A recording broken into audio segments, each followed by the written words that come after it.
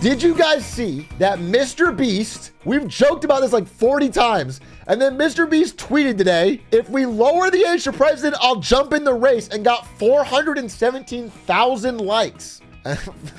He's talking about how cool is Feastables bar right afterward. His next tweet, he makes a serious case that he's going to run for president, and then his next tweet is talking about how cool his Feastables bars are. How old is he? He could not be president for another like 12 years. So he can't actually be president, and I don't think they're going to lower the age. So the real question of this is not that he could he win? He could and would, I think.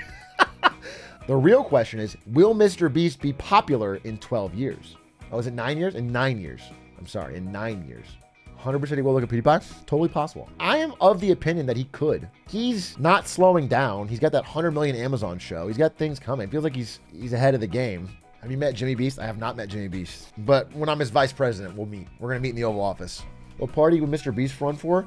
Bro, we've had this conversation like 10 times. I'm taking full credit. I have on this stream and on clips and on video said many times that we're going to have an eventual break of the two-party system, and it's going to be because of YouTubers. Content creators are the one thing that's going to break the monopoly system of the two-party system, because they are finally getting too big to manage. Content creators are going to shake up the political system, and they're going to start making new parties and systems because they have too much of an audience. You don't have to filter it through CNN or whatever. They literally have such a direct-to-audience power. And Mr. Beast tweeting about I'll be president. Mr. Beast tweeted, not only that, sorry, I didn't get to finish his tweets. Let me show you one more thing on Mr. Beast's tweets, bro. This guy was talking to Dwarkesh Patel, who's an interviewer that I've recommended before, and said, just bet, Dwarkesh, that Mr. Beast will become president of the United States within 3 valid elections after he turns 35. 25-1 payout when I win. And then Mr. Beast says, can I take that bet?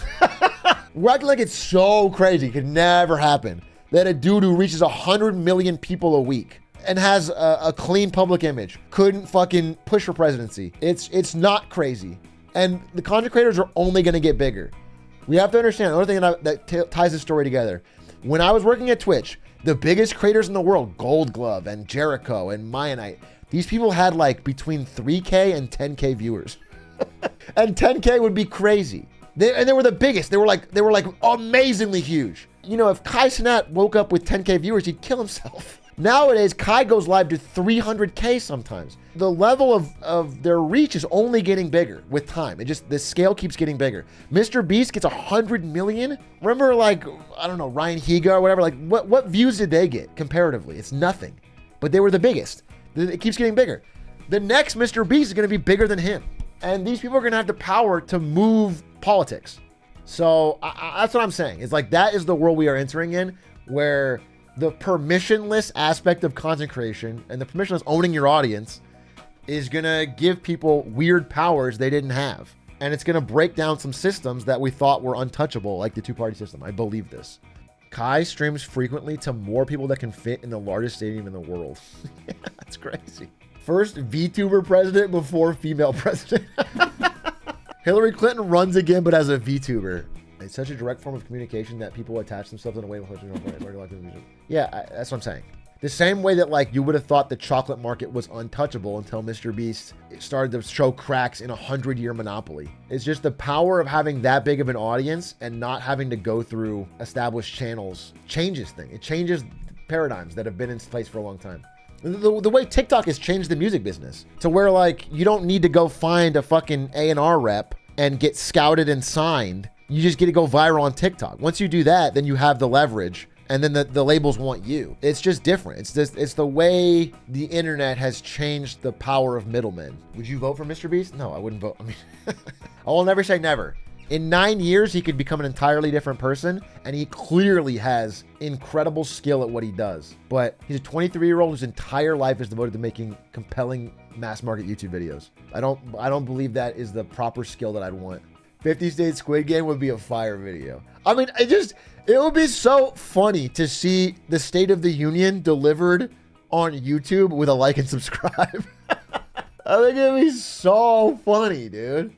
Obviously, I've said this before. My dream president is someone you've never fucking heard of, who's had a quiet, long career in public service, a stand-up person with like 30 years of public service, who knows how the government works, knows the functions, is able to work with different parties, a good, but like that's so unlikely. It's so unlikely because what I've realized is that it takes a psychopath to want to run for president.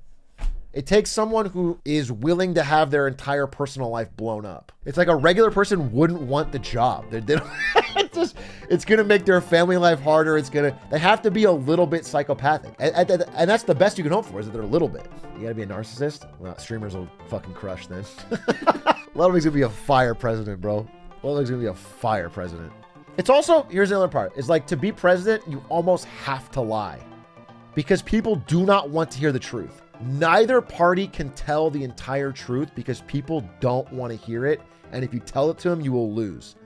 So only someone who can confidently lie to the public can win, which is tough. You can never say like, this is going to be short-term pain for long-term gain. Neither candidate in any elections I've seen has been like, hey, I'm going to do this. It's going to suck, but it'll be better for us longer term. Nobody will do this. Everyone will say, oh, my policies are going to fix things immediately, and they're great, and they're perfect, and there's no trade-off, and we're going to have this and this. It's always both. Nobody will ever say like, hey, this part's going to suck, and this part's going to be better. Milei in Argentina is doing it? Yes, exactly. But he is only able to do this by first, number one, being a psychopath, a literal chainsaw-wielding psychopath, and number two, after decades of inflation and disaster and corruption, and the people are so desperate, they're finally like, okay, fine. But we're not there yet. America hasn't got there yet, and so we won't accept it. America will not accept short-term pain yet. We have to go through more disaster for us to be like, okay. America would never have voted for FDR and the New Deal and all of that unless we had the Great Depression. FDR only got a chance to do what he did because we had so much disaster. They were like, fine, we'll try your crazy fucking ideas. It's just a weird reality of the world where people won't accept it until they're forced to. America's a child. In a way. I love my country, by the way. I'm a proud patriot. So I want you to know that. I just like to make fun of it as well. Is it a good idea to bet money in the election? How can you get good odds, bro? If you'd have done it before the debate, you could have got some money. If you can bet on Trump to win the Republican National Convention, that's like a guaranteed money. I don't see how we could ever lose that. So even though the odds are, you get almost nothing, it's like guaranteed. What's been going on Reddit? People acting like the debate was no big deal and you're a MAGA head if you think Biden did bad. That's not what I've seen on Reddit, but I'm sure there's different parts of Reddit. The general consensus, he did bad, obviously. But at least, I mean, at the very least, I will say he did, in all his appearances since, has not looked that bad. I mean, when I say that bad, I mean as bad as the debate. Like, he's trying to show that was an aberration. It's just, when I used to play poker, there was a really good advice I read from a very, very good poker player. He said, you have your A game, your B game, and your C game. When you're on your A game, that means you're in your flow state. Everything's going good. You're playing great poker. It's amazing. You're making money. Then you have your B game, which is your day-to-day, your grind. This is what you're trying to get up. You practice to get your B game up. That's your day-to-day. And then your C game is when you're playing really bad, you're on tilt, and you're kind of losing money. You don't practice and grind and struggle and put your effort in to get your A game better. Your A game is generally already pretty good if you're a pro player. You need to get your floor up, because you lose most of your money on the C game. To put this metaphor back into what I was talking about, nobody running for president should have a C game that bad. If even on your bad days, shouldn't be that bad. If your floor is that low, if you can't speak, that's the problem. It's not that is his every day. He has had better days. He's had better days since. But his C game is scary to people, and they have a right to be scared. Your president is having, really bad days. Like, just can't finish a sentence. I'm not like a secret that I'm voting for Biden in this situation because I like the people around him. I like Lena Khan. I like the FTC. I like the people he's appointed. I don't want to get like fucking Betsy Davos, and I don't want more fucking Republican Supreme Court justices, and I don't want Rex Tillerson as Secretary of Energy. I don't want all the people that Trump appoints. Trump is a better poster and he's funnier. I think government is more than the president, and I don't like the people he picks for positions. Have you seen Ascension? It's a documentary about the working class in China. I have not seen it. I did see a documentary about a Chinese company sets up a car window glass factory in America, and Chinese workers and American workers have to work together. And it was fascinating. It was a fascinating documentary. I very much enjoyed that. I think Obama's production team was behind it. I don't think Obama himself did anything. I think it's the same thing with Spotify, where Spotify paid Obama's a bunch of money to make podcasts, and then they just hired a production company to make podcasts, but none of the podcasts had any viewers unless Obama was on them. It was like the biggest waste of money Spotify's ever done. That and the royals, Meghan Markle and the prince. Spotify paid them like $1 billion, dude. It's just so much money, and only the podcasts that they were on had any listeners. But they made like a series of 10 different podcasts, and they all flopped. It's like this. Who's a big streamer? XQC. XQC, a big streamer. Let's say Kick could pay $100 million for XQC, or they could pay $1 billion for XQC and 9 new streamers that he's going to develop. They go, oh yeah, well, XQC knows what he's doing. He's a great streamer. So they pay him $1 billion, and then he streams on Kick, and then he also gets 9 people to start streams on Kick. Well, it turns out, though, nobody watches those. But they're picturing like, oh, he's going to make them all as big as he is. That's sort of what Spotify did with the Obama podcast and the Meghan Markle podcast.